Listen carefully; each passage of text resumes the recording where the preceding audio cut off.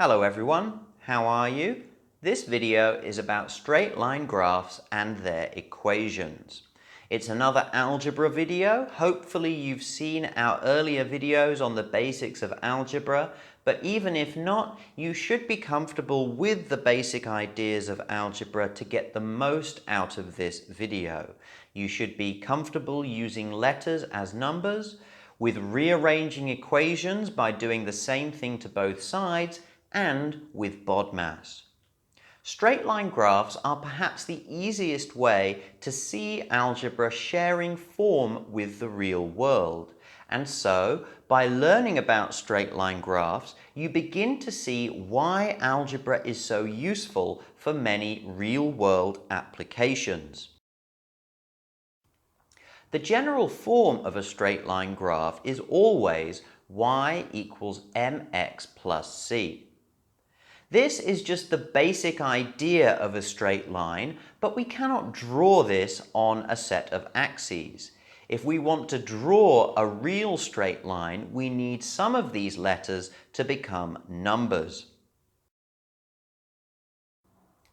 There are actually an infinite number of straight lines that we can draw, and the character of a straight line is given by the variables m and c.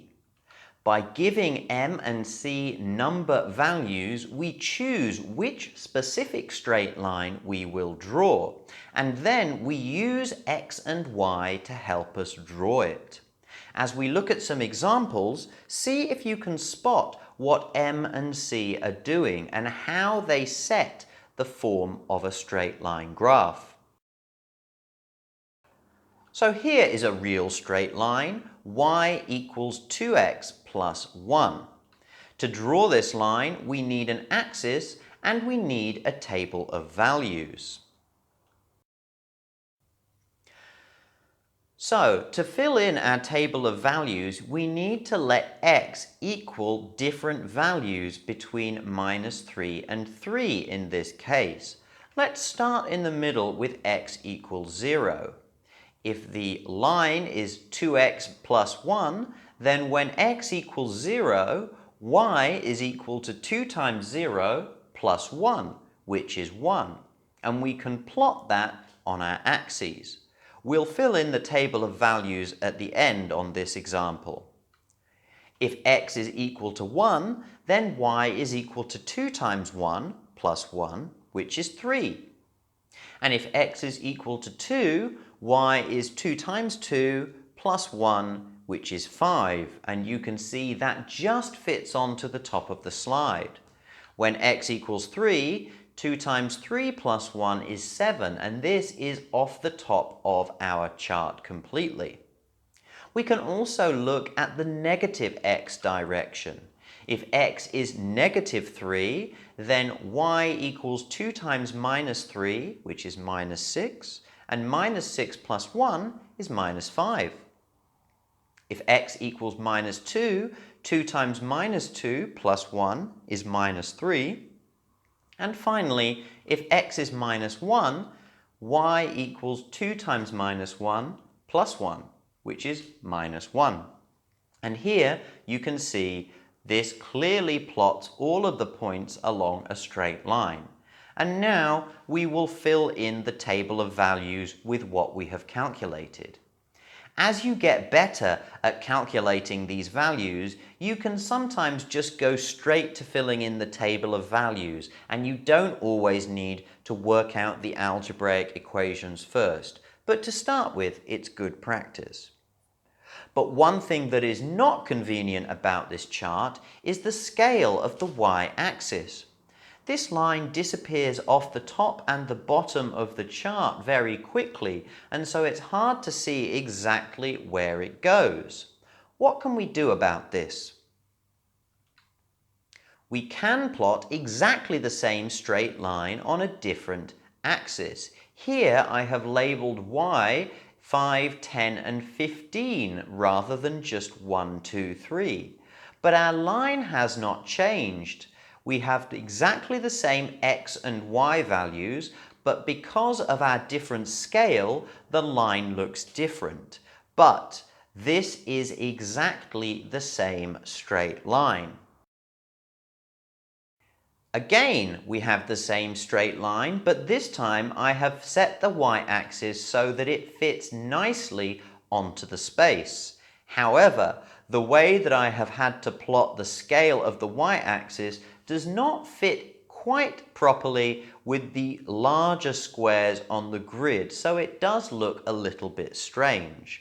Once again though, this is exactly the same straight line. Y equals 2x plus 1.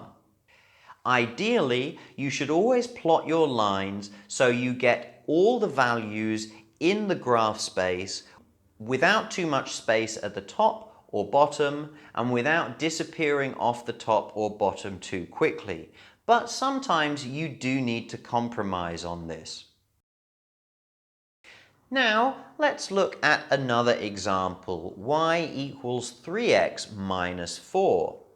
Before I go on, can you work out what the values are going to be? Can you create your own table of values, or can you work through the algebra yourself? We're going to start again at x equals 0, and if x equals 0, then 3 times 0 minus 4 is minus 4.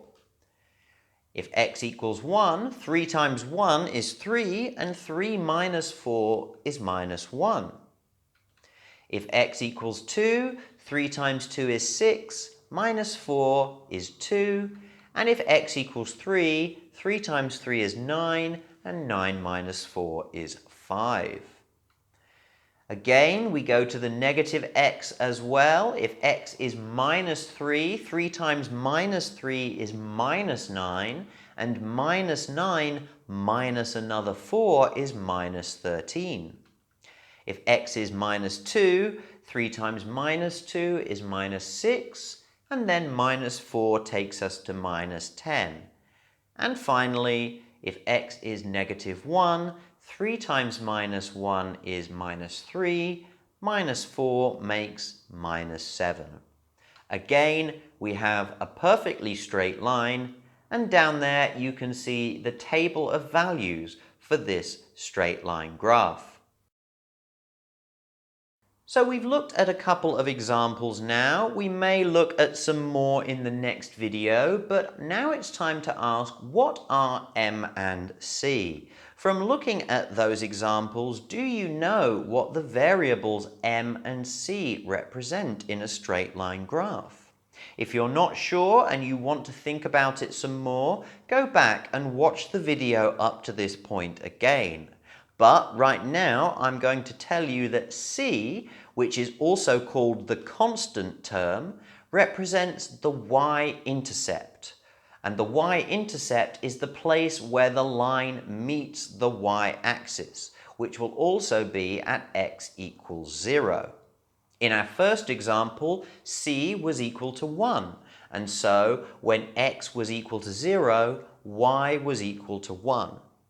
In our second example, c was equal to minus 4, and so when x was equal to 0, y was equal to minus 4. You can see that the reason for this is that whenever x is equal to 0, the mx term just disappears, and so y is going to equal just the constant term.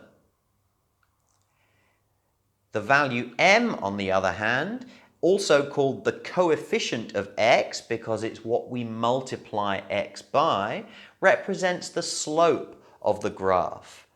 What do you understand by the slope of the graph?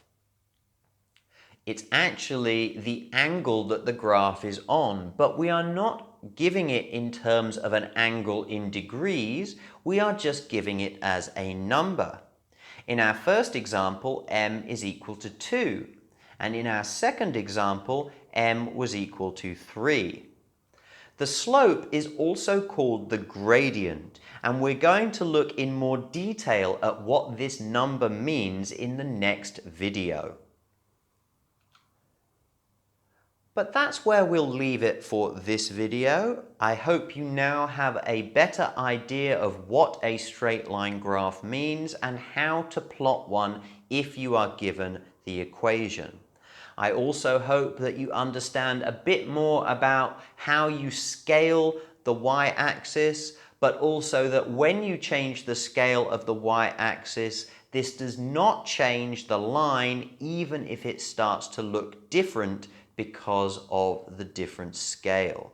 In the next video, we're going to look more at what gradient is and look at a couple of the complexities and details around straight line graphs. Thank you for watching.